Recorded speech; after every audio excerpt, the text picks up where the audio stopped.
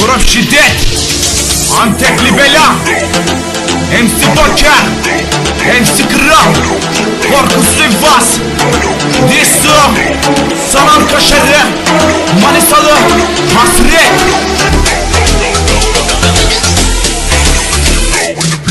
Selamlar olsun buradan diyesi Manisa'nın içine tek orospuya kişilik meselesi deyip geçip bebe kaşarlık var kızım senin kanında. İsmini unuttum diye sevinme bak Manisa'nın kaşarı seni gide hasret. Fazla girinme sikeceğim bak şimdi.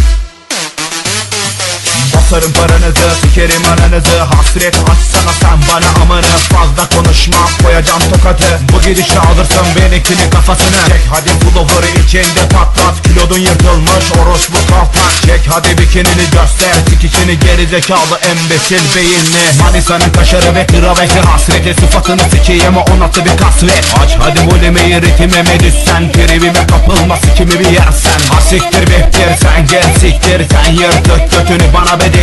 Oğluma da siktir asiktir bihtir. Sen götünü hadi bir doktora diktir. Amına kodumunun kızı doktora diktir yani pokere diktir ramanı götünü ha. Amına kodumunun şapşal suratlı travesti orospunun kıza.